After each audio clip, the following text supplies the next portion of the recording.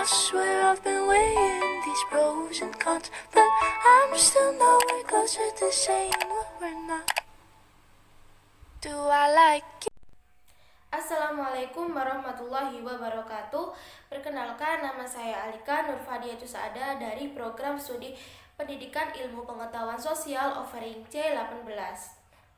Pada kesempatan kali ini, saya akan membahas tentang konsepsi manusia dalam kajian agama. Jadi, perlu kita ketahui bahwa manusia di dalam Al-Quran disebut dengan berbagai macam nama. Ada nama yang paling sering kita dengar yaitu Bani Adam, ada juga nama yang populer ada Anas, kemudian ada juga Al-Insan atau Insan, kemudian ada Basyarun, kemudian ada Abdun. Semua nama-nama itu mengarah pada manusia. Tapi jika kita perinci satu persatu, ada yang pertama ada Bani Adam, di mana Bani Adam ini adalah nama yang mengarah pada sejarah manusia. Mengapa begitu? Karena Bani Adam artinya anak turun Adam, dan manusia yang pertama kali diciptakan oleh Allah Subhanahu wa taala adalah Nabi Adam alaihi salam. Jika ada orang-orang yang mengatakan teori Darwin, maka akan terbantahkan dengan hal ini, karena di dalam Al-Quran Allah seringkali menyebutnya dengan ya Bani Adam atau wahai anak turun Adam. Kemudian penciptaan Nabi Adam alaihissalam itu menurut beberapa literatur terdiri dari dua unsur. Yang pertama ada unsur cair dan yang kedua ada unsur padat, di mana penciptaan manusia itu 70%-nya merupakan dari unsur cair dan sisanya dari unsur padat. Begitu pula dengan penciptaan Nabi Adam alaihissalam, yang mana 70%-nya itu air dan yang sisanya itu dari lumpur. Oleh Allah kemudian disatukan, kemudian Allah berkata kun fayakun, maka jadilah Nabi Adam alaihi salam. Lah di sini penting bahwa kita harus percaya bahwa manusia yang pertama kali diciptakan oleh Allah adalah alaihi salam. Selanjutnya Nabi Adam alaihi salam itu memerlukan pendamping. Maka dari itu di sini manusia bisa dikaji dalam basyarun yang artinya berkembang biak. Oleh Nabi, manusia dianjurkan untuk menikah agar bisa menghasilkan keturunan.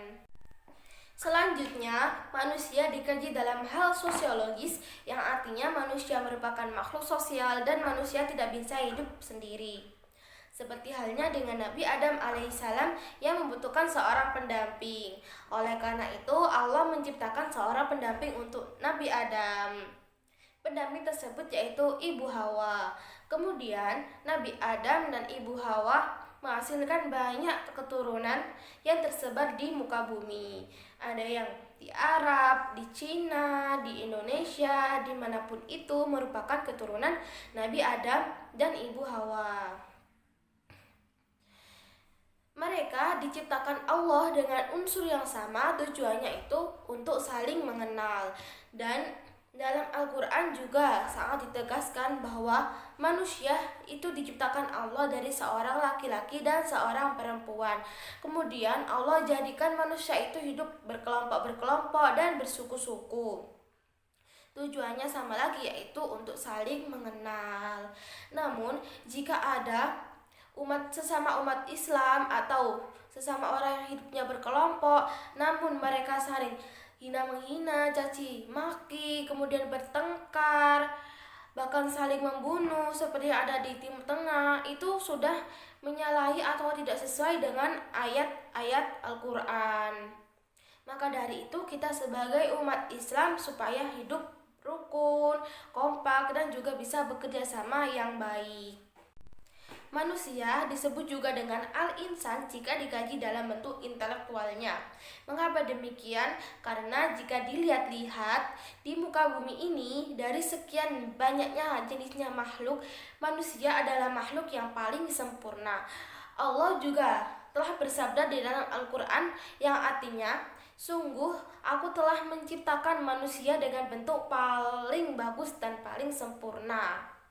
Namun di sisi lain Allah juga menyindir manusia yang mereka tidak mau atau tidak taat dalam beribadah. Allah menyindirnya dengan sebutan jika manusia tersebut tidak mau beribadah atau tidak taat beribadah, mereka sama halnya dengan binatang atau lebih parah dari binatang. Di sini kita tahu bahwa manusia telah banyak namanya di dalam kajian agama dengan tujuannya masing-masing. Lah di sini ada terakhir nama, yaitu manusia disebut juga dengan abadun atau Abdullah yang artinya hamba Allah. Lah dengan hal ini kita merujuk atau bersandar pada Allah Subhanahu wa taala. Bukan hanya soal sholat atau ngaji saja yang kita ingat pada Allah, namun kita bekerja, belajar, bahkan makan pun harus ingat pada Allah Subhanahu wa taala. Contohnya saja kita makan. Sebelum makan kita membaca doa. Yang doanya itu Allahumma barik lana fima razaqtana wa qina adzabannar. Yang intinya kita makan itu mensyukuri rezeki dari Allah dan meminta keberkahan pada Allah dengan apa yang kita makan.